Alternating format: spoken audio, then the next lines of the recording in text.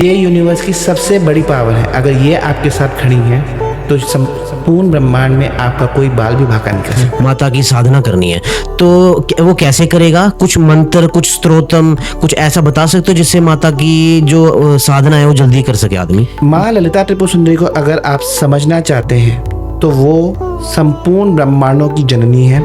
श्री यंत्र में 108 देवियों का वास होता है और सबसे ऊपर जो बिंदु स्थान है उसमें जो है माँ ललिता त्रिपुर सुंदरी अपने हस्बैंड महाकामेश्वर यानी महाशिव के साथ विराजित होती है। अगर आप उनकी डीपर लेवल साधना पे जाना चाहेंगे तो आपको एक पूर्ण गुरु की दीक्षा चाहिए होगी। ये पाठ आपको देवी की महिमा भी बताता है और आपके जीवन में बहुत सारे बदलाव भी लाता है। और ये बदलाव क्या किस किस प्रकार के होते हैं? जिनकी सेवा में स्वयं महालक्ष्मी आगे आई हुई हैं, तो अगर आप उनका ये सहस्त्रनाम करेंगे तो आपके जीवन में अबंडेंस की प्रॉब्लम तो रहेगी नहीं। देवी पतंगिरा एक तंत्र साधना में सबसे उग्र देवी और ऐसी देवी है जिनका तोड़ किसी के पास नहीं है। और जब ये देवियां आपके घर के द्वार पे बैठी हैं तो ये आपकी, आपके परिवार की, आपके घर की हर प्रकार से रक्षा कर रही है। कि मेघनाथ लक्ष्मण को हराने के लिए यज्ञ कर रहा होता है। हाँ जी। और हनुमान जी उस यज्ञ को भंग करते हैं जिसके बाद मेघनाथ की मृत्यु होती है। हाँ जी, हाँ जी, हाँ जी। वो यज्ञ देवी पतंगिरा का ही था। उनकी कुल देवी निकुंभला। जब आपके करोड़ों जन्मों के पुण्य जागृत होते हैं तब उनका सिर्फ एक बार आप नाम सुन पाते हैं। कि जब आप ललिता सहस्त्रनाम का पाठ करते हैं तो उसका फल 1 करोड़ गंगा स्नान से भी ज्यादा है। माता जी का वाहन शेर है ना?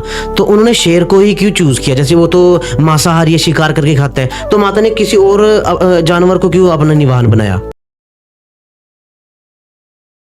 राम राम जी, सभी को स्वागत है आपका फिर से एक न्यू पॉडकास्ट के अंदर। दोस्तों, आज जो हमारे साथ गेस्ट जुड़े हैं उनका नाम है भव्य सूद जी। ये स्पिरिचुअल सीकर है और लर्नर है और फाउंडर भी है हीलिंग वर्ल्ड के। इनको काफ़ी टाइम से अनुभव है इस फील्ड के अंदर। एक हीलर भी है और क्रिस्टल की फील्ड के अंदर काफ़ी टाइम से अनुभव है इनको। 2013 से इस फील्ड के अंदर काम कर रहे हैं और 27,000 से ज़्यादा क्लाइंट के साथ इन्होंने डील कर रखा है।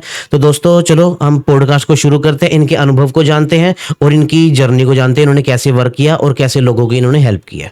राम राम भाई जी, कैसे हो? राम राम, बहुत बढ़िया। आप बताइए। मैं एकदम सही। सब सही चल रहा है? सब मजे में। जैसे सब एकदम मस्त। जैसे आज हम माता जी के बारे में बात करेंगे, माता ललिता त्रिपुर सुंदरी। तो मैं काफी रील्स देखता हूँ, कई बार आ जाती है फीड के अंदर। तो पहले ये बताइए, माता जी है कौन? देखिए, माँ ललिता त्रिपुर सुंदरी के बारे में अगर आप जानना चाहेंगे तो आपको ये समझना होगा कि माँ ललिता त्रिपुर सुंदरी इस संपूर्ण विश्व, संपूर्ण ब्रह्मांडों इसलिए कह रहा हूँ क्योंकि हमारी साइंस एक लेवल तक पहुंची है कि हमारा एक यूनिवर्स है जिसमें 9 प्लैनेट्स हैं और हम उसी में ही लगे हुए हैं आगे खोज करने में कि किस प्लैनेट पे पानी है या क्या है।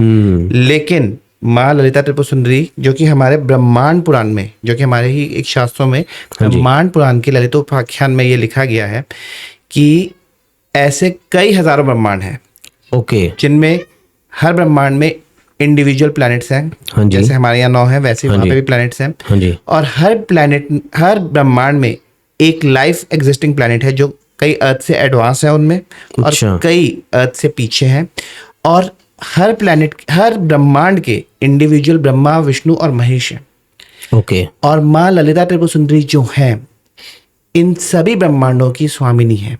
अच्छा। संपूर्ण जो, अगर आप ब्रह्मांड पुराण को फॉलो करेंगे तो उसमें बताया गया कि ऐसे कई हजारों लाखों ब्रह्मांड है, ऐसे हजारों लाखों यूनिवर्सेस हैं और इन सब को जो एक शक्ति गवर्न कर रही है वो माँ ललिता त्रिपुर सुंदरी अपने हस्बैंड महाशिवा के साथ। ओके।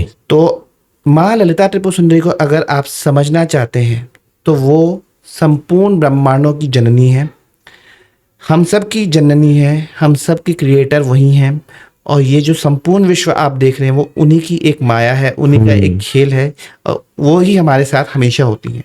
अगर आपने श्री यंत्र के बारे में सुना हो। हाँ जी, श्री यंत्र में 108 देवियों का वास होता है और सबसे ऊपर जो बिंदु स्थान है उसमें जो है माँ ललिता त्रिपुर सुंदरी अपने हस्बैंड महाकामेश्वर यानी महाशिव के साथ विराजित होती है। ओके। माँ ललिता त्रिपुर सुंदरी का अगर आपने नाम सुनना है या उनके बारे में जानना है तो आपको श्री विद्या साधना के बारे में समझना होगा। श्री विद्या साधना की जो प्रमुख देवी हैं जिसके लिए साधना होती है वो है माँ ललिता त्रिपुर सुंदरी।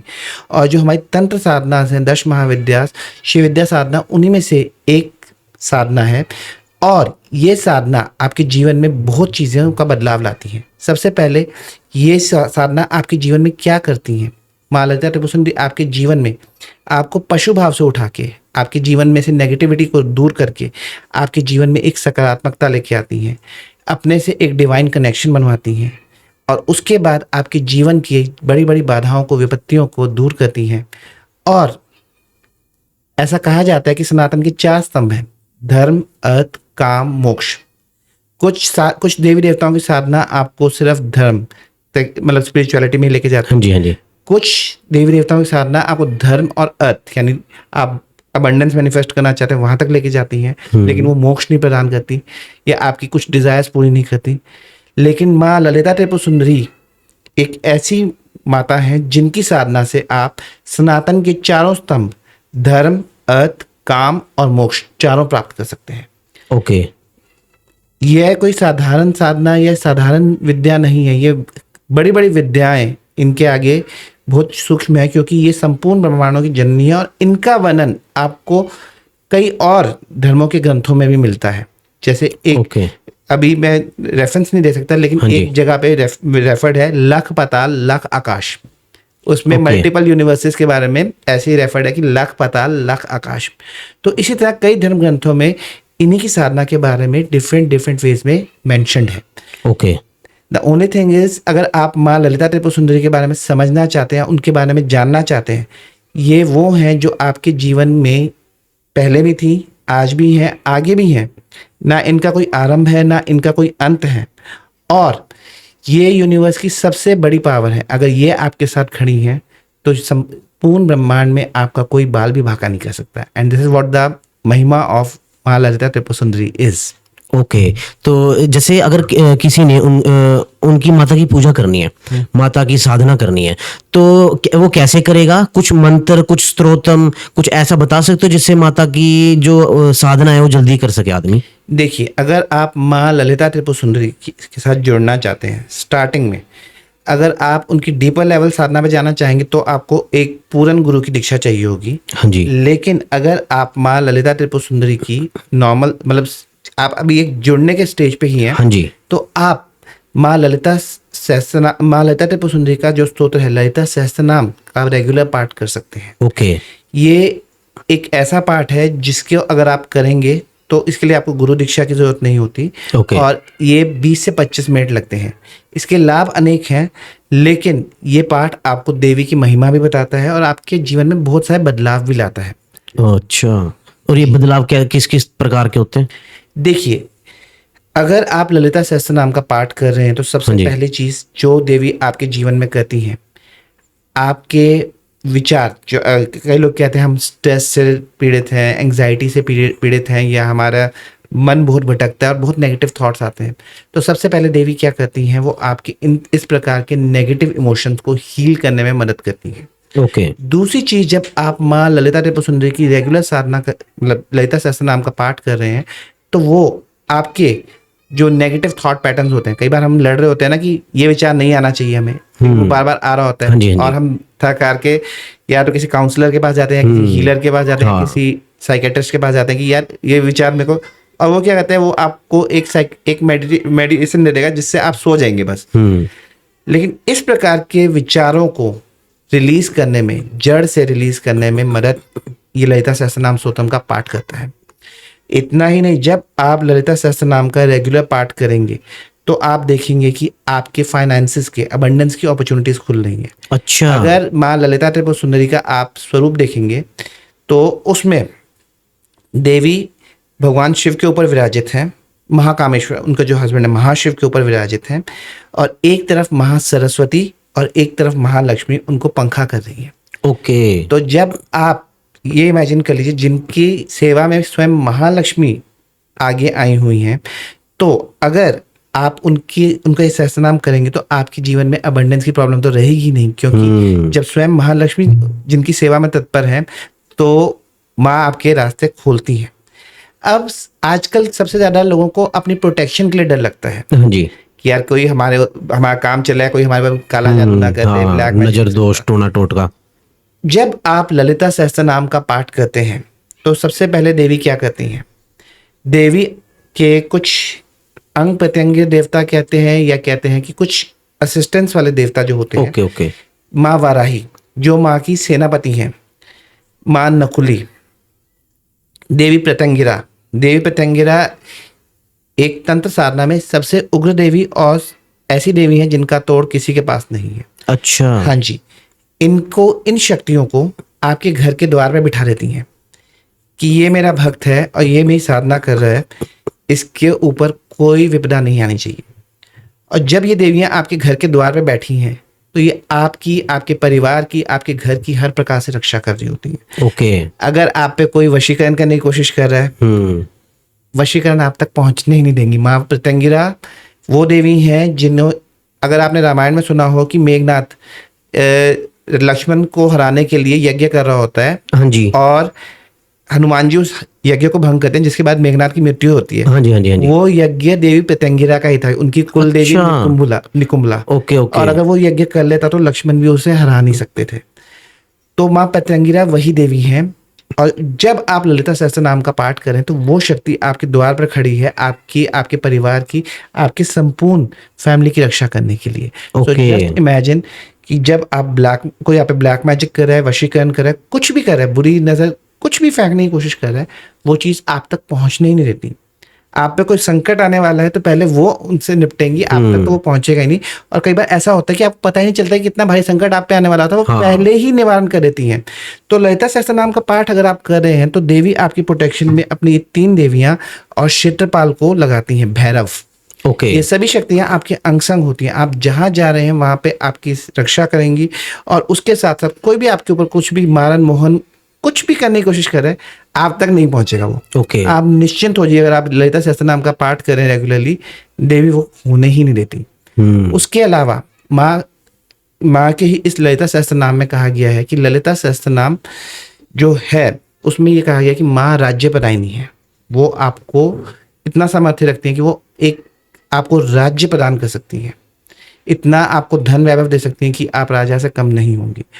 And she is the one who can do that.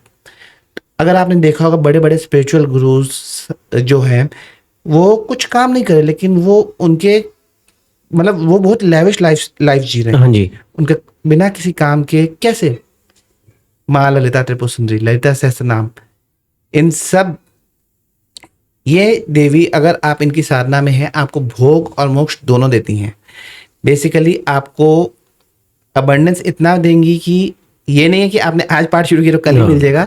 उसमें एक प्रोसेस है, पहले माँ आपके संचित कर्मों को खत्म करती हैं और उसके बाद आपको ये सब प्रदान करती हैं। लेकिन जब आप इसे करेंगे तो आप देखेंगे कि आपके रास्ते खुल रहे हैं। जो लोग आपको पूछते भी नहीं थे वो लोग भी आपसे रिस्पेक्ट से बात कर रहे हैं।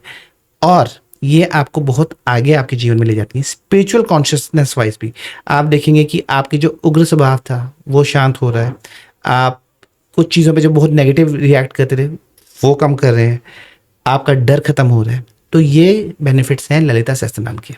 भव्य जी, जैसे आपने अभी सहस्त्र नाम के बारे में बताया, ललिता त्रिपुर सुंदरी माता जी के सहस्त्र के बारे में, मैंने आपकी शॉर्ट्स वीडियो देखी थी एक, उसके अंदर आपने इनके बेनिफिट के बारे में बता रखा है। बेनिफिट के बारे में तो आपने डिटेल में बता दिया भी, माता अपने उनको असिस्टेंट्स को हमारे घर के बाहर भेज देते हैं, वो हमारी रक्षा करते हैं। पर जो सहस्त्र नाम है इसकी उत्पत्ति कैसे हुई है?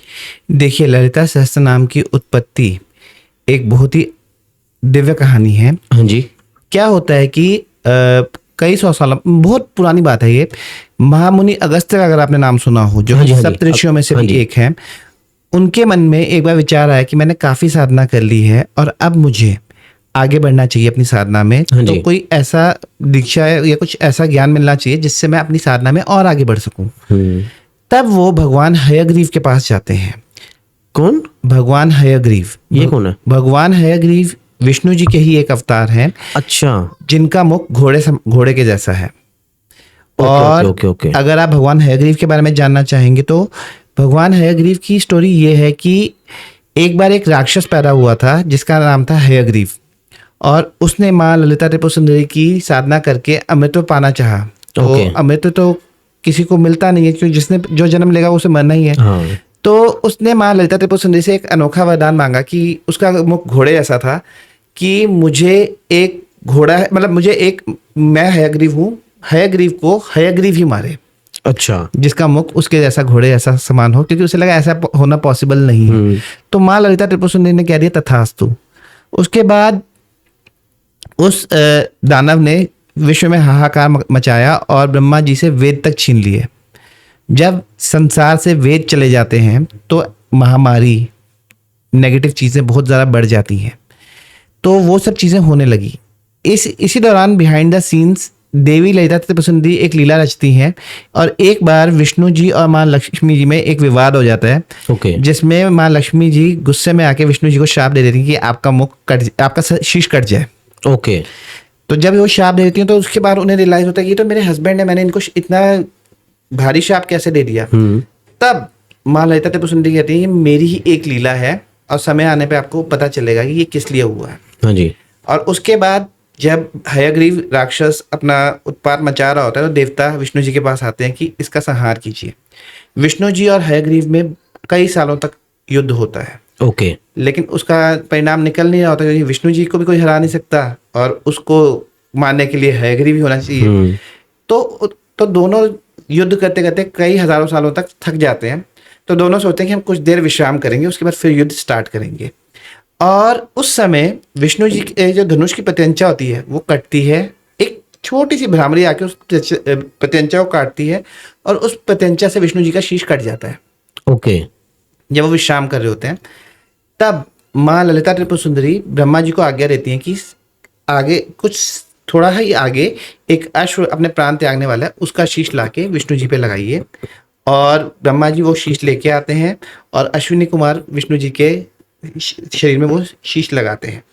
और उसके बाद भगवान हयग्रीव की उत्पत्ति होती है। ओके। और भगवान हयग्रीव फिर हयग्रीव राक्षस का वध करते हैं। भगवान हयग्रीव सिर्फ एक देवता नहीं है, ये एक महासिद्ध है, और माना जाता है माँ सरस्वती के भी गुरु भगवान हयग्रीव ही हैं।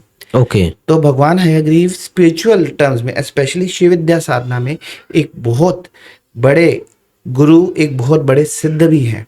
और जब अब आते हैं वापसी पे कि ललिता सहस्त्रनाम की उत्पत्ति कैसे हुई। हाँ जी। जब महर्षि अगस्त्य के मन में आया कि मैं आगे बढ़ूं स्पिरिचुअल साधना में, तो भगवान हयग्रीव के पास जाते हैं और वहां पे जाके वो प्रार्थना करते हैं कि भगवान अब मुझे कुछ ऐसा ज्ञान दीजिए जिससे कि मैं अपनी साधना में आगे बढ़ सकूं। ओके। तब देवी ललिता त्रिपुर सुंदरी की आज्ञा से महर्षि अगस्त्य को दीक्षा मिलती है ललिता सहस्त्रनाम की भगवान हयग्रीव से। ओके।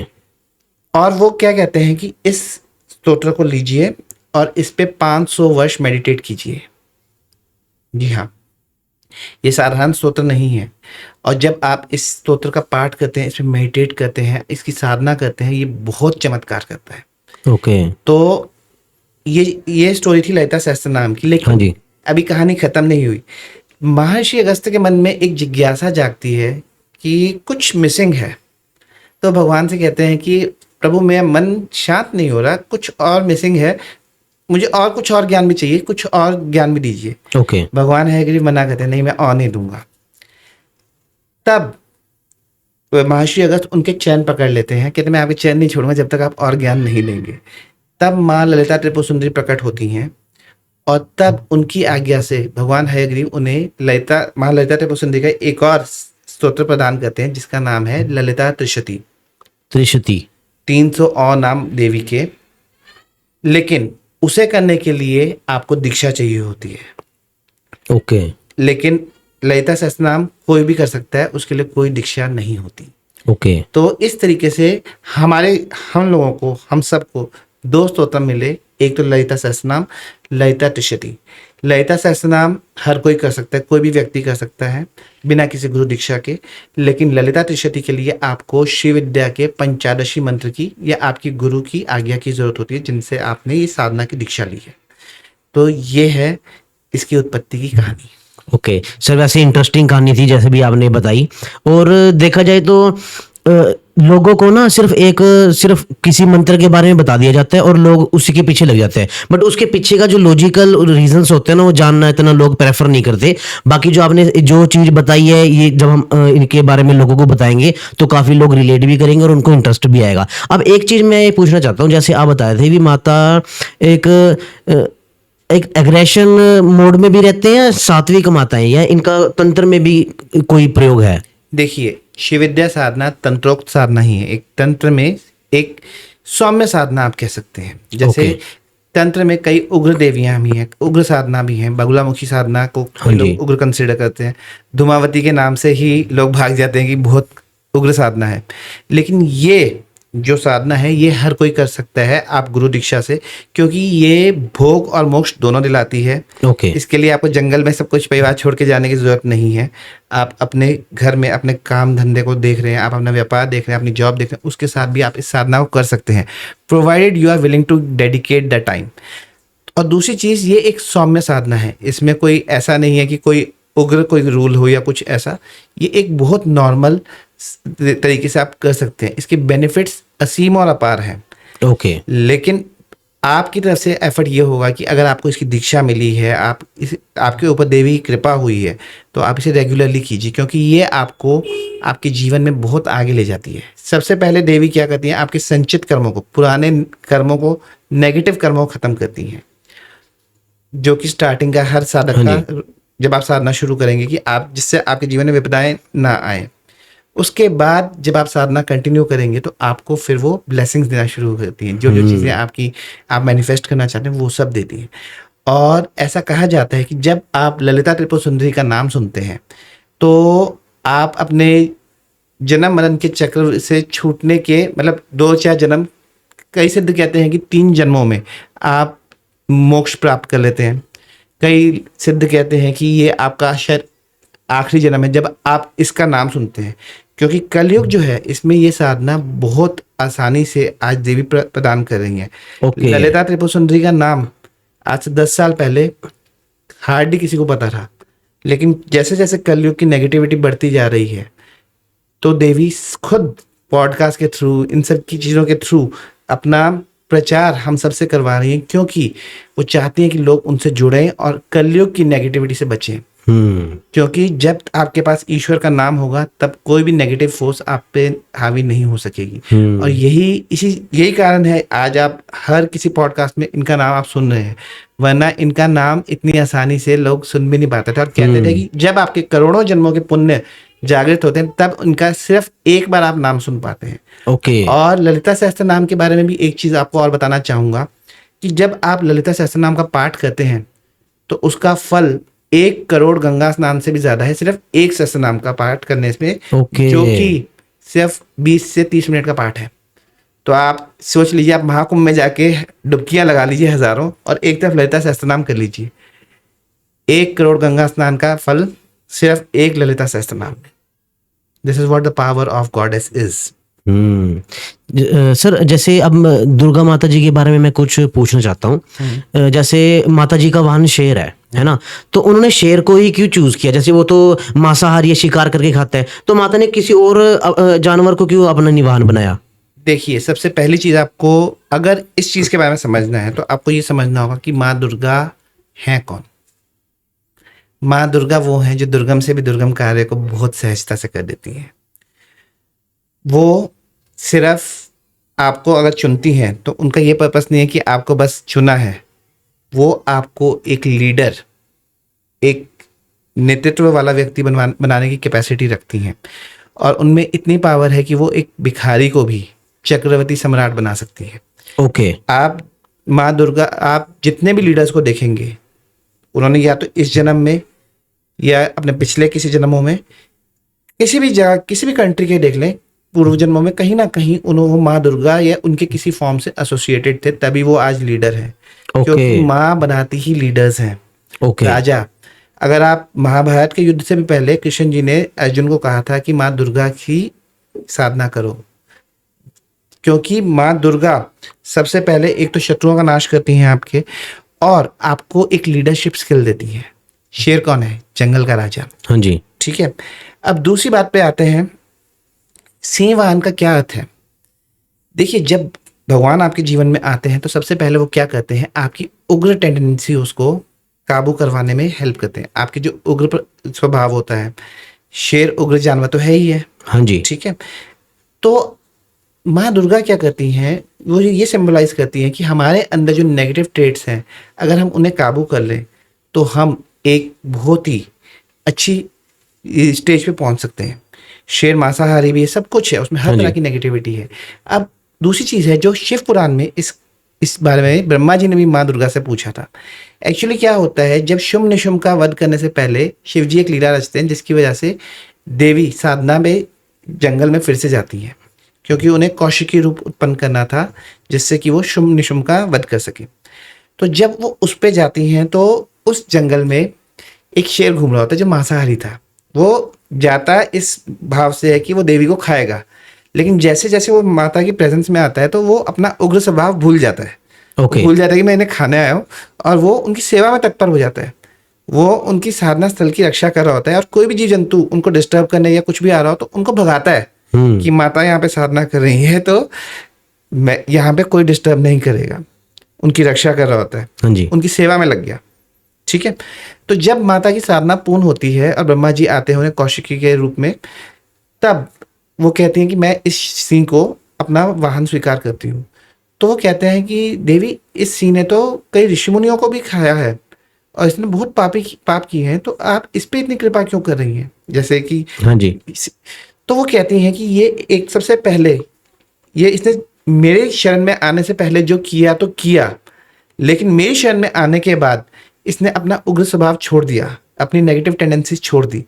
जो जानवर मेरे को साधना में डिस्टर्ब करने आए थे उनसे मेरी साधना की रक्षा की, मेरी सेवा की। इसने जब मुझे स्वीकार कर लिया, अपना नेगेटिव ट्रेट छोड़ दिए, तो मैं इसे क्यों नहीं स्वीकार करूंगी? तो आपको ये समझना होगा कि जब हम लोग अपनी इविल टेंडेंसीज, हम अपने एग्रेशन को, हम अपने नेगेटिव ट्रेट्स को छोड़ देते हैं, तो ईश्वर के और करीब आ जाते हैं। ओके। ये चीज। दूसरी चीज, जब शेर जो है, ये आपका एक लीडरशिप स्किल तो दिखाता है कि वो जंगल का राजा है। और सबसे इंपॉर्टेंट चीज, जब दुर्गा सप्तशती में ही चैप्टर 6 में बताया गया है, जब ध्रुमलोचन आता है शुम्भ निशुम्भ की ओर से कि देवी, या तो तुम शुम्भ निशुम्भ के पास चलो, उन्होंने जो मैरिज प्रपोजल दिया उसे एक्सेप्ट करके, नहीं तो मैं आपको केशों से घसीटते हुए लेके जाऊंगा। तब देवी उसे कहती हैं कि तुम 60,000 राक्षसों की सेना को लेके आए हो और मैं अकेली हूँ, किसका वेट कर रहे हो, आके ले जाओ। जैसे ध्रुमलोचन आने लगता है तो देवी हुम का उच्चारण करती है, ध्रुमलोचन वहीं भस्म हो जाता है। और उस समय 60,000 जो सेना होती है वो देवी पे तीर कमान से, हर चीज़ से अटैक करने लगती है। तब वो जो सिंह होता है, देवी का वाहन सिंह है, वो अकेला ही क्षण भर में पूरी 60,000 की 60,000 सेना को खत्म कर देता है। Not even in a minute, क्षण भर में।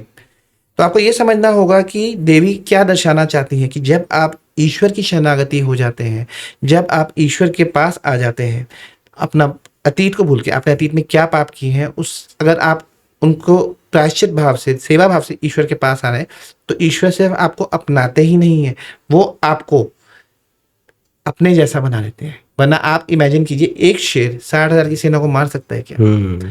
तो ये चीज़ वो ये दर्शाना चाहते हैं कि जब आपने अपना उग्र स्वभाव सब कुछ छोड़ दिया और आप उनकी शरणागति हो गए, तो आप उनसे एक विद हो गए और आप उनके अपने हो गए। और इसीलिए देवी ने अपने शेर का नाम सोम नंदी रखा है। सोम नंदी, शिव जी का वाहन नंदी और माँ का वाहन सोम नंदी। और आप देखिए, शिव जी का वाहन है नंदी, जो कि एक बैल है। हाँ जी। और माँ का वाहन है सोम नंदी, शेर, जो एक शेर है।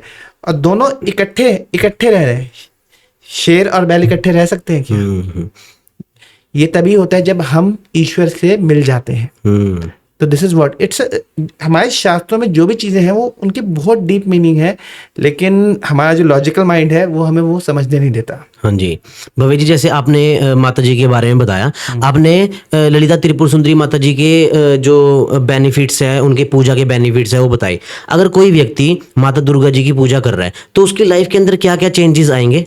देखिए, सबसे पहली चीज, माँ दुर्गा आपको जीवन में गिव अप नहीं करने देती। ओके। आजकल का टाइम क्या है कि आजकल हम बहुत जल्दी होप लूज कर जाते हैं। हाँ। और हम इमीडिएटली सोचते हैं कि बस छोड़ दो, निराश हो जाता है, ये चीज निराश नहीं हो हो गए, रही। काम नहीं बना, चलो साइड हो जाओ। जब आप माँ दुर्गा की शरण में होते हैं, आप उनकी साधना कर रहे हैं, तब वो आपको गिव अप नहीं करने देती। और जैसे मैंने स्टार्टिंग में कहा कि जो कठिन से कठिन काम बहुत सहजता से कर दे वो है माँ दुर्गा। तो वही है माँ दुर्गा जो बड़े से बड़ा काम आराम से कर दे, और इसीलिए उनको माँ दुर्गा भी कहा जाता है। ये दुर्गम से दुर्गम कार्य को बहुत सहजता से कर दे। हाँ जी। तो माँ दुर्गा आपको गिव अप नहीं करने देती। आप किसी ऐसे टास्क में फंस गए हैं जो आपको लग रहा है ऑलमोस्ट नेक्स्ट टू इम्पॉसिबल है, और आप दुर्गा के भक्त हैं, अचीव करवा के ही छोड़ेंगी वो, चाहे कैसे कराना है। अगर आप उनकी साधना कर रहे हैं, आपका उन पे विश्वास है, आप उनकी शरणागति हैं, अगर वो किसी को नुकसान नहीं पहुंचा रहा, आपको प्राप्त करवा के ही दम लेंगी वो। ओके। और सबसे इम्पोर्टेंट बात, दुर्गा माँ आपका कवच है। जब आप माँ दुर्गा की साधना कर रहे हो, जैसे माँ ललिता त्रिपुर सुंदरी हैं, वो आपकी रक्षा करती हैं, अंग संग रहती हैं। और अगर आपने देखा हो, कई लोग हजारों लाखों करोड़ों की भीड़ में भी अलग दिख रहे होते हैं, माँ दुर्गा के भक्त हैं। अच्छा। माँ दुर्गा, जब आप माँ दुर्गा की साधना करो, चाहे ललिता त्रिपुर सुंदरी की साधना करो, आपके चेहरे पे एक तेज आ जाएगा। तब आपको लाइट्स वगैरह की जरूरत नहीं होगी, वो अलग से ही जगमगा रहा होता है। ओके। और ये उनकी महिमा है, वो अपने भक्तों को राजयोग दिलाती हैं, वो आप अपने भक्तों को सम्मान दिलाती हैं। भोग और मोक्ष दोनों ही, ये देवियां दोनों ही भोग और मोक्ष दोनों दिलाती हैं। जैसे आप कह रहे हो भी हर एक चीज माता की भक्ति से आपको मिल जाएगी। तो माता की आप बता रहे थे, ऑफ कैमरा बता रहे थे, ललिता त्रिपुर सुंदरी माता जी की और दुर्गा माता जी की पूजा करने के बाद आपके जो ग्रह दोष होते हैं वो खत्म हो जाते हैं। तो क्या हम एस्ट्रोलॉजिकल इस चीजों को छोड़ के क्या माता की पूजा करके हम अपने बैलेंस कर सकते हैं ग्रहों को? देखिए, ये बहुत अच्छा सवाल है, और सच बात यही है कि एस्ट्रोलॉजी में आप सिर्फ अपने एक नवग्रह को ही बैलेंस कर पा रहे हैं। ठीक है, आप ये समझ लीजिए, जब आपका कनेक्शन प्रधानमंत्री से है, ठीक है, आप डायरेक्ट प्रधानमंत्री से घर वाला रिश्ता है कि आपकी रोज एक कनेक्शन है और आप रोज एक समय उनको देते हैं, तब आपको किसी लोकल ट्रैफिक हवलदार या किसी लोकल एमएलए से डरने की जरूरत है क्या? नहीं। सिमिलरली यहाँ पे मैं किसी को डिसरिस्पेक्ट नहीं कर रहा, लेकिन मैं आपको ये समझाना चाह रहा हूँ, जो ब्रह्मांड जननी है, जो संपूर्ण विश्व की स्वामिनी है, अगर आप उनसे कनेक्शन बनाओगे तो आपको ये राहु केतु शनि ये सब इनसे डरने की जरूरत नहीं है। क्योंकि अगर आप देवी की साधना कर रहे हैं तो ये सब प्लैनेट्स आपका कुछ नहीं बिगाड़ पाएंगे, क्योंकि जब देवी खुद खड़ी है आपके साथ, कोई बाल बाका नहीं कर सकता आपका। दूसरी चीज आपको ये समझनी होगी, अगर आपने देवी कवचम पढ़ा हो, देवी कवचम में ये साफ साफ लिखा हुआ है कि ग्रह भूत पिशाच यक्ष गंधर्व राक्षस किसी प्रकार की भी शक्ति आप पे कोई नुकसान नहीं पहुंचा सकती। देवी कवचम जो दुर्गा सप्तशती का सबसे पहला पाठ है, ओके, जिसे हम दुर्गा कवच भी कहते हैं। तो ग्रह भूत पिशाच गंधर्व राक्षस यक्ष कोई आप पे कोई नुकसान नहीं पहुंचा सकते जब आप देवी की साधना कर रहे हो। आप, लेकिन हमारा विश्वास क्या है कि हम लोग राहु केतु शनि में ज्यादा अटक गए हैं और अपने ओरिजिनल संस्कृति को, अपने ओरिजिनल शास्त्रों को भूल चुके हैं। इसीलिए आज एक एक एस्ट्रोलॉजर की विजिट पे आप 75,000 हज़ार भी दे रहे हो, जो कि, और सबसे बड़ी बात यह है कि उस चीज के मैं अगेंस्ट नहीं हूँ, आप देना चाहते दीजिए, लेकिन द थिंग इज कि वो आपको सिर्फ एक पर्टिकुलर टेम्परेरी जुगाड़ बना के देंगे। लेकिन अगर आपको अपनी लाइफ के परमानेंट सोल्यूशन चाहिए तो आपको ईश्वर से कनेक्ट होना ही पड़ेगा। आप टेम्परेरी जुगाड़ हर साल बनाते रहिए, कोई प्रॉब्लम आई, लाइफ में चलती रहेगी, हर साल आप पैसा निकालते रहिए, आज 75,000 है, कल 2 लाख देंगे, लेकिन that is not the solution. The solution is you have to, sooner और later you have to come into the sadhana. और आप साधना में नहीं आएंगे तो कलयुग तो है ही है, वो तो आप उसके पास बहुत सारे नेगेटिव ट्रेट्स हैं आपको डिस्ट्रैक्ट करने के। इसलिए आपको समझना होगा कि जब आप साधना करेंगे तो आपकी ये सब प्लैनेटरी दोषास, प्लैनेटरी इश्यूज अपने आप रिजॉल्व होते हैं। आपको जब आप शिव विद्या साधना में आ गए, माँ ललिता त्रिपुर सुंदरी की साधना में आ गए, आप दुर्गा सप्तशती के पाठ में आ गए, एस्ट्रोलॉजिकल चार्ट को एक साइड पे परे फेंक दीजिए। मजाक नहीं कर रहा मैं, क्योंकि आपके जो उस समय, या आप शिव भक्ति में भी आ गए, आप महादेव के भी भक्त हैं उसमें भी आ गए, तब आपका जो सब कुछ है उनकी इच्छा से गवर्न होगा। तब आपको ये चार्ट में जो मर्जी एस्ट्रोलॉजर बोलते हैं उनके हिसाब से कुछ नहीं होगा, जो होगा देवी या महादेव की इच्छा से होगा। And this what the truth is. जैसे हमारे सनातन धर्म के अंदर पूजा पाठ और हवन का काफी महत्व है। मेरे माइंड में एक क्वेश्चन आ रहा है, जैसे हम हवन करते हैं, हवन का महत्व क्या है? और हवन करते समय जब हम हवन के अंदर कुछ सामग्री घेरते हैं तो स्वाहा क्यों बोलते हैं? देखिए, अगर आपको हवन के बारे में समझना है, हवन क्या है, ये एक बहुत डिटेल टॉपिक है, लेकिन हवन बेसिकली अगर आपको सिंपल वर्ड में समझाना चाहूँ कई लोग कहते हैं कि ये वातावरण की शुद्धि के लिए होता है, आपके घर की हाँ जी, प्योरिटी हाँ के जी, लिए होता हाँ है, जी। लेकिन सिर्फ इतना ही नहीं है। हवन से आप बहुत कुछ कर सकते हैं। ओके। हवन की जो एक अग्नि है वो सिर्फ अग्नि नहीं है, हवन कुंड की अग्नि, उस अग्नि में जिस देवता का आप हवन कर रहे हैं वो साक्षात उस अग्नि में विराजित होते हैं। अच्छा। अगर आप गणपति का हवन कर रहे हैं हम्म। तो गणपति उसमें साक्षात विराजित है। ओके। अगर आप शिव जी का हवन करें, उस अग्नि में साक्षात शिव जी अग्नि स्वरूप में विराजित है। ओके। तो वो सिर्फ एक अग्नि नहीं है, वो सिर्फ एक नॉर्मल आपने एक फायर नहीं जलाया, वो उसमें साक्षात वो देव विराजित है। ओके। ठीक है, अब बात करते हैं स्वाहा की, जो आपने स्वाहा वाला प्रश्न पूछा। जब आप जैसे अगर आपने देखा हो कभी मंदिर में भगवान को भोग लगाया जाता है हाँ जी। तो 5 या 6 मंत्र बोले जाते हैं। ओम प्राणाय स्वाहा, ओम अपानाय स्वाहा, ओम Okay. व्यानाय स्वाहा, ओम उदानाय स्वाहा, ओम समानाय स्वाहा, ओम ब्रह्मणे स्वाहा। ये स्वाहा भोग लग रहा है, वहां पे कोई अग्नि नहीं जल रही, लेकिन उसमें भोग लगाने में स्वाहा स्वाहा क्यों बोला जा रहा है? देखिए, हमारे शरीर के भीतर जो हमारा पेट है उसमें एक अग्नि प्रज्वलित होती है। ठीक है, और इसी तरह से जब हम भगवान को भोग लगा रहे हैं तो उन्हें भूख लगी है, जिस उस अग्नि की वजह से हमें भूख लगती है। तो हाँ जी। जब हम भगवान को भोग लगाएं तो उनके अंदर भी वो एक अग्नि प्रज्वलित है जिसकी वजह से भूख लग रही है। ओके। तो जब आप भोग लगाने की बात कर रहे हैं ना, स्वाहा, जब आप बोलते हैं स्वाहा, तो उस स्वाहा से आप उनके शरीर में एक भोग तो लगा ही रहे हैं, लेकिन उस स्वाहा से वो अग्नि शांत हो रही है। बेसिकली जब आप खाना खाते हैं तो हम जब खाना खा रहे हैं तो हमारे पेट की जो भूख है वो शांत होती है, वो अग्नि जो है वो शांत होती है। जब आप स्वाहा बोलते हैं वो अग्नि की भूख शांत होती है और खाना खाने का भोग लग जाता है। इसी प्रकार से जब आप हवन में स्वाहा बोलते हैं तो क्या होता है कि जो अग्नि की भूख है वो शांत होती है। दूसरा, जो हवन सामग्री हम पकड़ते हैं, मंत्र उच्चारण कर रहे हैं, हाँ जी। उस मंत्र उच्चारण में जो हवन सामग्री हमारे हाथ में है उसमें हमारे नेगेटिव कर्म, हमारी नेगेटिव इम्प्योरिटीज, भीतर का जो मन का मैल है वो सब उसमें आ जाता है। और हम उसे उस देवता को अर्पण कर देते हैं कि हे प्रभु, हमारे इन संचित कर्मों को भस्म कीजिए इस अग्नि में। ओके। अग्नि स्वरूप में वो आते ही इसलिए कि वो हमारे उन संचित कर्मों को, पाप कर्मों को, नेगेटिविटी को भस्म करें। और जो हम हवन सामग्री डालते हैं उससे वो उन्हें भस्म कर देते हैं। Okay. जब आप स्वाहा बोल रहे हो तो उससे एक वो सब उस चीज का एक हमारे कर्मों का को समापन करने के लिए जो कर्मों का भोग लगा रहे हैं, एक तो वो है। और दूसरा चीज कि जब आप उसको उससे कर रहे हो तो एक शांति उत्पन्न होती है। हवन के बाद आप देखेंगे घर में एकदम सब पूरा वातावरण शांत हो जाता है। हाँ जी। लगेगा कि पता नहीं कुछ अजीब सा हुआ है। वो वाइब्रेशन क्यों आती है? क्योंकि जो सारी नेगेटिविटी थी वो हमने ईश्वर के चरणों में अर्पण कर दी और एक पॉजिटिव वाइब्रेशन, ईश्वर ने अपनी वाइब्रेशन हम सबको प्रदान की। ओके।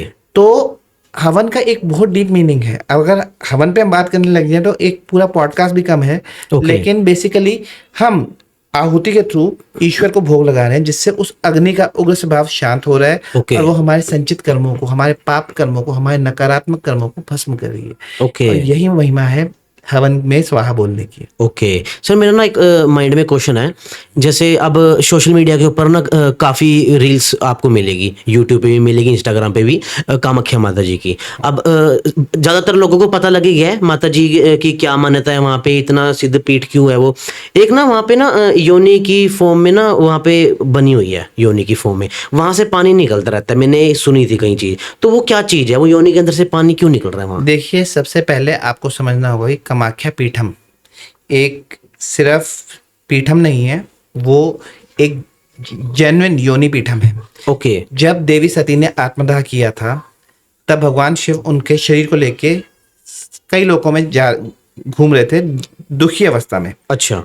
उनको उस दुख अवस्था से निकालने के लिए विष्णु जी ने उनके शरीर के टुकड़े अपने चक्र से किए। ओके। और उनके शरीर के 51 जो टुकड़े हुए वो अलग अलग स्थान पे जाके गिरे। ओके। और सब जगह पे एक पीठम बन गया। ओके। और ये जो कामाख्या पीठम जो असम में है वहां पे देवी की योनि गिरी थी। ओके। तो सबसे पहले आपको ये समझना होगा कि कामाख्या पीठम में जो योनि है वो एक जागृत योनि पीठम है जहाँ पे देवी योनि स्वरूप में स्वयं विराजित है। ओके। तो वो जो जल निकल रहा है वो साक्षात देवी का ही अपना एक रूप में एक ब्लेसिंग है। ओके।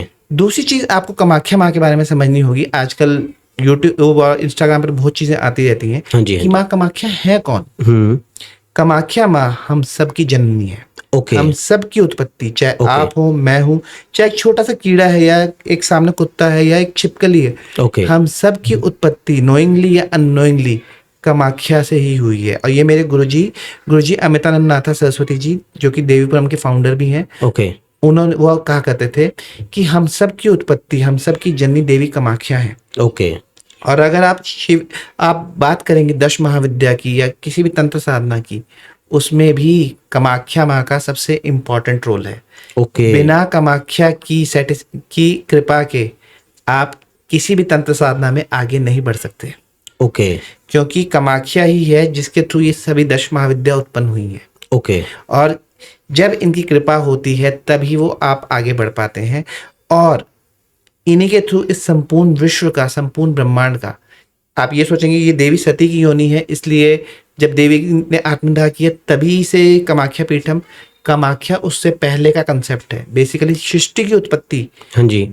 कामाख्या से हुई है। हर जीव जंतु जो जीवित है, लिविंग बीइंग का, हर लिविंग बीइंग का उद्गम स्थान कामाख्या है। ओके। लेकिन हम लोग इस बारे में अवेयर नहीं है। तो सबसे पहले आपको समझना होगा कि माँ कामाख्या हम सबकी जननी है, जो कि हमारे जीवन में बहुत कृपा करती है। वो हमसे बहुत प्रेम करती हैं, लेकिन हम उनको आज तक समझ नहीं सके हैं। दूसरी चीज आपको ये समझना होगा कि वो सबसे ज्यादा आपकी इच्छा पूर्ण करने वाली देवी है, देवियों में से एक है, क्योंकि वो माँ है। माँ के लिए क्या इंपॉर्टेंट है? बच्चे की खुशी। और कई ऐसे काम, जैसे लोगों के कई सालों से रुके हुए, जैसे किसी का विवाह नहीं हो रहा, कामाख्या माँ के आगे गए, विनती की, सिर्फ विनती में थोड़ी देर बैठे भी होगे, अगर माँ प्रसन्न हो गई तो वो आपका कई सालों से रुका हुआ वो काम मिनटों में कर देती है। अच्छा। किसी के बच्चा नहीं हो रहा, शादी 20-20 साल बाद बच्चा नहीं हो रहा, माँ कामाख्या। ओके। तो बेसिकली आपको समझना होगा कि माँ एक बहुत प्रेम की मूर्ति है, लेकिन हमने थोड़ा सा अभी हम उन्हें समझ नहीं सके हैं। देखिए, हर चीज के प्रोज एंड कॉन्स तो बहुत सारे होते हैं, लेकिन हम अभी कामाख्या को समझ ही नहीं सके हैं कि कामाख्या असल में है क्या। हम उनकी साधनास को समझ ही नहीं सके हैं, क्योंकि उनको समझने के लिए एक स्पिरिचुअल लेवल चाहिए। हाँ। और वो स्पिरिचुअल लेवल आज के टाइम में मिसिंग है। ओके। हम लोग सिर्फ इंस्टाग्राम पे कुछ देखते हैं, वहां से हमें कुछ पता चल गया। और फैक्ट ये है कि जो कई लोगों ने इंस्टाग्राम पे बोला भी है, उनको भी ये चीज़ नहीं पता कि माँ कामाख्या, अभी मैं कहूँ कि मेरे को भी पूरा नॉलेज है, कामाख्या एक ऐसा टॉपिक है जिसका ना कोई आरंभ है ना कोई अंत है। जिसको जितना जितना पता है वो उतना उतना बोल सकता है। तो ये है माँ Kamakhya. She is everything of this universe. सब कुछ उन्हीं से उत्पन्न हुआ है, और एंड में सब कुछ वहीं पे ही पहुंचेगा भी। सर, मैंने आपके पेज के ऊपर काफी और वीडियोस भी देखी है, आप क्रिस्टल के बारे में भी बताते हो।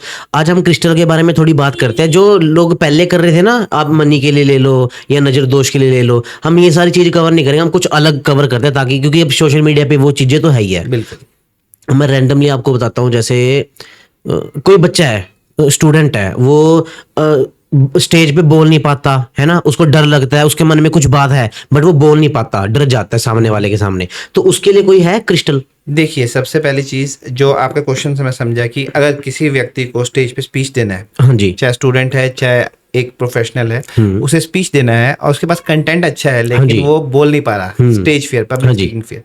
देखिए, इसके लिए सबसे पहला जो क्रिस्टल है वो है क्राइसोकोला।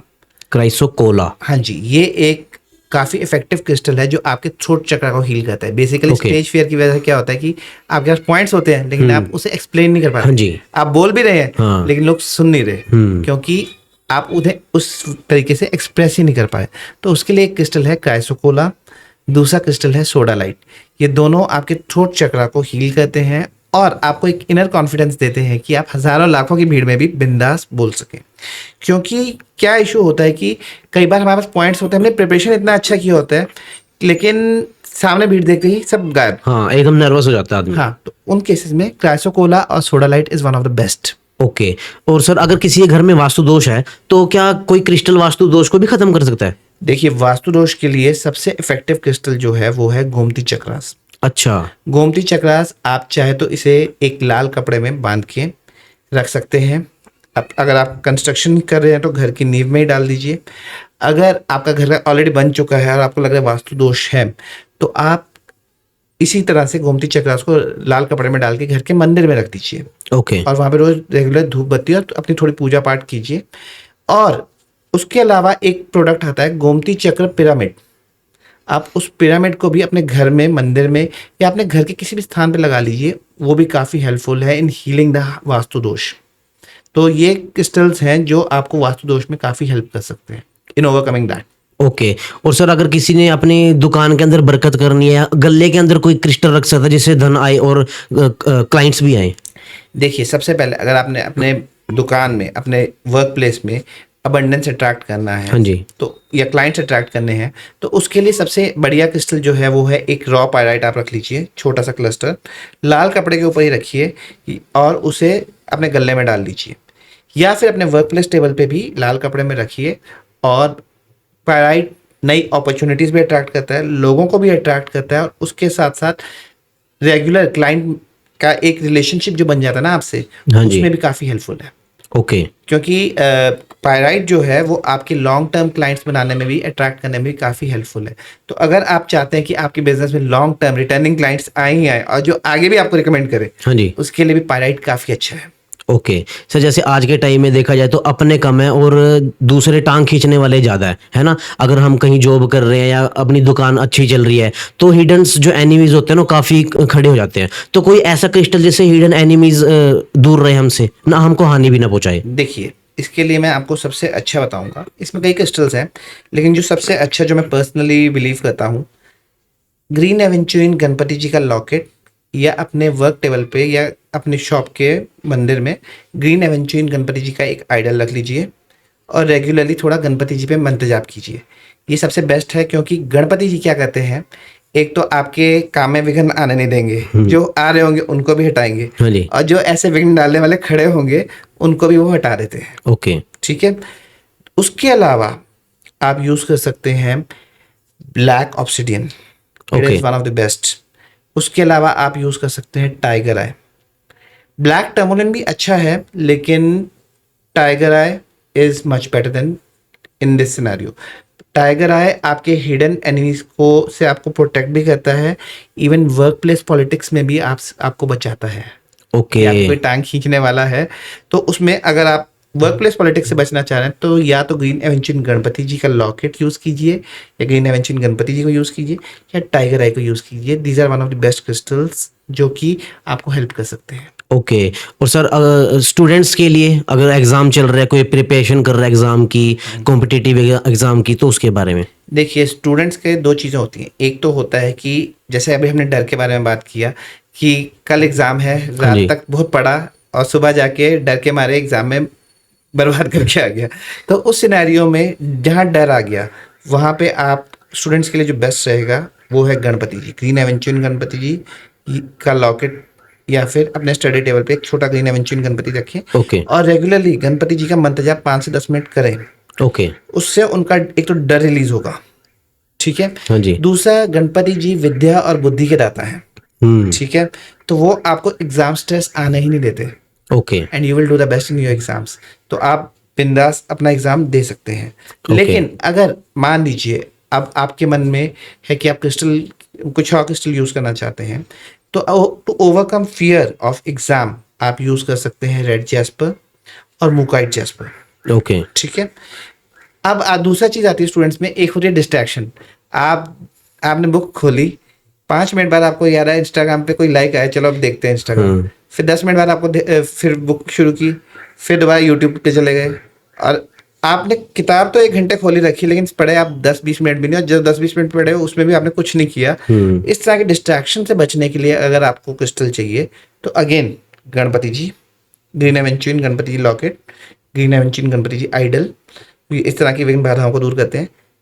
तीसरा, कंसंट्रेशन इंप्रूव करने के लिए एमेथिस्ट या फिर हाउलाइट। ओके, ये क्या करते हैं, ये आपकी डिस्ट्रैक्शंस की तरफ आपका ध्यान जाने नहीं देते, आपको फोकस रखते हैं। If you are taking for your studies, तो आपको आपकी किताबों की तरफ ही फोकस रखेंगे। अगर आप 1 घंटा पढ़ रहे हो, तो जब आप धीरे धीरे देखोगे कि आपका फोकस इंक्रीज हो रहा है आपकी स्टडीज की तरफ, आप जिस काम में प्रोजेक्ट में लगे हो उसकी तरफ, तो डिस्ट्रैक्शन से आपको बचाते हैं। तो Okay. ये दो हैं जो इन सिनेरियोज में काफ़ी अच्छे हैं। ओके सर, एक लास्ट क्रिस्टल बता दो लक्ष्मी को अट्रैक्ट करने के लिए। ये तो देखिए, लक्ष्मी जी की कृपा अगर आप प्राप्त करना चाहते हैं तो उसके लिए जो बेस्ट क्रिस्टल्स हैं, सबसे पहले आता है yellow Cardi. Okay yellow Cardi Lakshmi पूजन में भी यूज़ होती है। ओके ठीक है, ये लक्ष्मी जी को बहुत प्रिय हैं। इन्हें आप लाल पोटली में बांध के रेगुलर लक्ष्मी पूजन में यूज़ कीजिए और उसके बाद अपनी तिजोरी में रख लीजिए, बहुत अच्छा रिजल्ट देता है। ओके दूसरा है दक्षिणावती शंख, अगेन यूज इन लक्ष्मी पूजन, और ये कई वीडियोस में भी मैंने देखा है और कई मेरे बड़े बड़े क्लाइंट्स हैं, वो उनके फीडबैक्स पे भी है कि ये धन वर्षा करता है आपके जीवन में, अगर आप ढंग से इसे यूज़ कर रहे हो। अगर आपके घर में रेगुलर लक्ष्मी पूजन होते हैं या कुछ होता है तो आप इसे ज़रूर रखिए। अगर लक्ष्मी पूजन नहीं भी होते, आप सिर्फ लक्ष्मी जी का मंत्र जाप भी करना चाहते हैं, तब भी इसे अपने घर में रखिए और इसे बाद में लाल कपड़े में रैप नहीं करना, सिर्फ लाल कपड़े के ऊपर अपनी तिजोरी में रख दीजिए। ओके बहुत अच्छा है। इस दक्षिणावर्ती शंख को कई वीडियोस में कई जगहों पे मैंने सुना है कि लक्ष्मी जी का ब्रदर भी कंसिडर किया जाता है। तो जहाँ पे आप इसे यूज़ कर रहे हो वहाँ लक्ष्मी जी की कृपा असीम और अपार होती है। तीसरी चीज़ जो आप यूज़ कर सकते हैं लक्ष्मी जी की कृपा के लिए, वो है कमलगट्टा माला। ओके कमलगट्टा माला यूज़ होती है लक्ष्मी जी के मंत्र उच्चारण के लिए, मंत्र जाप के लिए। अगर आप लक्ष्मी जी का मंत्र रेगुलर जाप करते हो तो कमलगट्टा माला पे कीजिए, results are really awesome. Okay मतलब देवी की पूर्ण कृपा होती है क्योंकि वो उनको बहुत प्रिय है ये कमल गट्टा माला, तो उससे आप यूज़ कर सकते हैं। उसके अलावा और आप गोमती चक्रास यूज़ कर सकते हैं, लेकिन वो प्रोटेक्शन, वास्तु दोष हीलिंग के लिए भी हैं और वो अबंडेंस के लिए भी हैं। लेकिन जो पहले 3 आपको बताए हैं, येलो कॉडी, दक्षिणावर्ती शंख एंड कमलगट्टा माला। कमलगट्टा माला क्रिस्टल नहीं है लेकिन एक प्रोडक्ट है जो आप यूज़ कर सकते हैं to attract the grace of goddess Lakshmi. Okay तो दीज आर द वंस जो आप यूज़ कर सकते हैं। और इसमें बेस्ट पार्ट ये है कि ये सब देवी के पूजन में भी यूज़ होते हैं। तो सिर्फ आपको एज अ शो पीस अपने घर में नहीं रखना, आप देवी से कनेक्ट होइए, उनसे विनती कीजिए कि हमारे ऊपर अबंडेंस शावर करें और सच्चे दिल से प्रार्थना कीजिए। बाकी माता की जैसे कृपा बनेगी वो तो बनेगी ही बनेगी। ओके सर, जैसे आपने माता जी के बारे में बताया, ललिता त्रिपुर सुंदरी माता जी के बारे में और दुर्गा माता जी के बारे में, मेरे को काफ़ी अच्छा लगा, इंटरेस्टिंग लगा। कुछ आपने जो बताया था भी, जो निकुंबला माता जी की वो पूजा करने जा रहे थे बट हनुमान जी ने उनकी पूजा के अंदर विघ्न डाल दिया था, तो तभी उनकी मृत्यु पॉसिबल थी, नहीं तो लक्ष्मण जी उनसे जीत ना पाते। ये काफ़ी अलग लगा मेरे को क्योंकि मैंने पहले माता जी के बारे में सुना नहीं था। जैसे भी आपने बढ़िया तरीके से डिटेल में बताया तो काफ़ी लोगों को नई चीज़ें सुनने को मिली। मेरे को काफ़ी अच्छा लगा आज का ये पॉडकास्ट आपके साथ करके, जो भी आपने सारी चीजें डिटेल्ड में बताई और माता के बारे में बताया, और बाकी जो हमने क्रिस्टल के बारे में चर्चा की है, जो अभी तक शायद मेरे को लगता है नहीं किसी ने बात की होगी, हमने अलग तरीके से जो इसके ऊपर हमने डिस्कस किया है, वो आपको काफी अच्छा लगेगा। Thank you so much sir, आप यहाँ पे आए, आपने ज्वाइन किया और इतनी सारी चीजें हमारी ऑडियंस को दी। तो दोस्तों कैसा लगा आपको ये पॉडकास्ट जरूर बताना। मिलते हैं आपके साथ नेक्स्ट पॉडकास्ट के अंदर, तब तक के लिए राम राम। राम राम सर जी।